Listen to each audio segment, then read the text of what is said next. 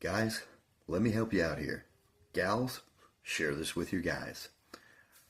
Alright fellas, the cold truth is, our economy stinks right now, and many of us don't know how to cook anything but bacon.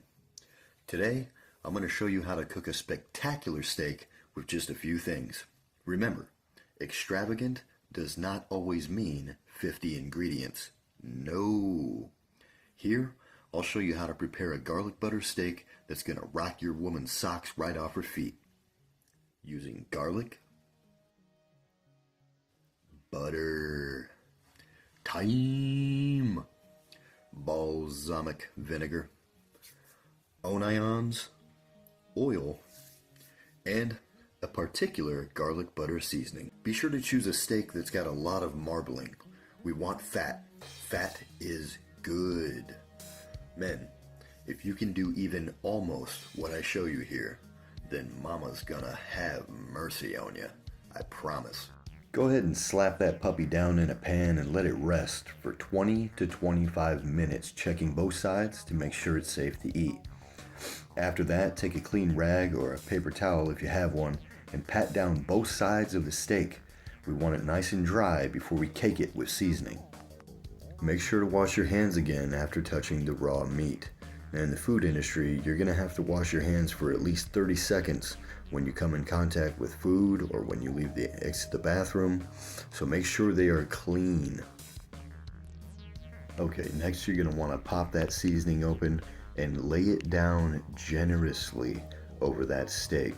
Okay, we want like a blanket of seasoning. If I didn't have the seasoning, I would have just used salt or pepper, but this is a special garlic butter seasoning I wanted to make for the garlic butter steak. Those chives in the background were bad, so I was unable to use them in the video. Make sure you flip both sides and pat it down.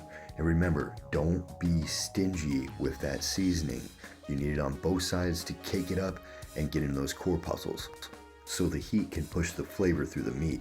To prepare the sweet onions, just go ahead and pop them off with your fingers if you can. If not, use a knife to cut directly down the middle. Once you put that flat side on the board, it'll be much easier to cut through. Notice how I'm not cutting into tiny little pieces. We want shallot-sized chops here, something good and hearty for when we saute them later. Now go ahead and set the stove to medium-low. We want to prep this pan. And we're going to drop this steak down in fatty side first. There's a good reason for that. We want to create a good seal around the border of the steak. And we're going to do this on both sides, okay? Just to make sure that everything is sealed in there. Because we want to keep that fatty flavor, and we want to use the grease that you see at the bottom there that's boiling. We want to use that as a good base for the oil. It's going to have a lot of flavor from the steak itself. If you can let it rest and stand on its side on its own, that's great. If not, sorry men, but you're going to have to hold it there and make sure it doesn't fall over. We want it to look like that on the bottom. If it's got some spots, press it down. Press it down to even it out. That's about the color that we want.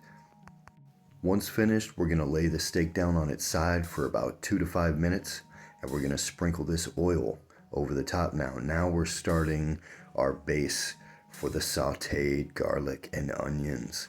Look at that. God, that looks good. And it was good. I'm telling you, I already ate it before I made this video. It was delicious. Next, take all of your garlic and throw it in that oil base.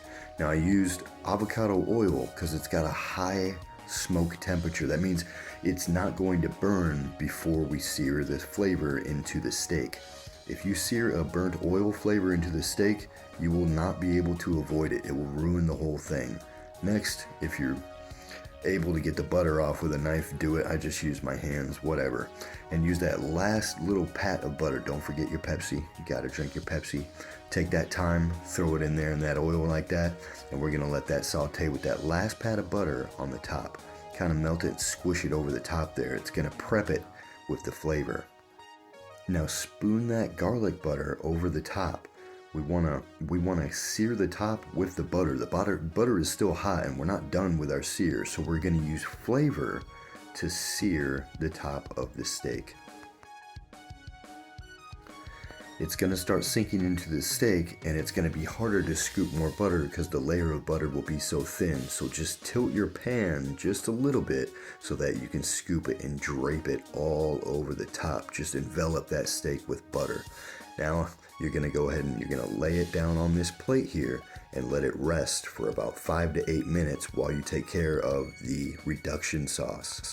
So while that steak is sitting, we're going to go ahead and use the rest of the juice that we have left to pour over the top and help it cook that flavor into the steak while the steak is resting. So we take everything out of the pan. Now don't scrape the bottom of the pan yet. We need those burnt goodies for the reduction sauce. So just get whatever you can that's liquid, pour it over the top. Now we want to go ahead, and I should have used a wooden spoon, but I didn't. You're going to see here in a second. Oh well, we'll try next time. This is pouring the balsamic vinegar over the top. Your steak should look like that in this first half. And pretty soon, we're going to have this very, very dark balsamic vinegar reduction sauce. And this is the part where we want to put the thyme over the top as a garnish, but it's also sealing in a little more flavor and using the other half of the onions. Big shout out to my woman, my inspiration, Vesper Spade. I love you. When you're finished with the reduction sauce, you're going to have a very dark sauce. And notice how the earlier onions are see-through clear. Those are very sugary, glazed onions now, sauteed onions. But I also put halfly cooked ones so you can get that spice from the rawness of the onion. Alright, this is the end of the video. This is basically just the same clips I played at the beginning and now me taste testing. If you're wondering about a side to use for this awesome steak that's just going to overpower your taste buds, well, I couldn't think of a better side than, well, bacon.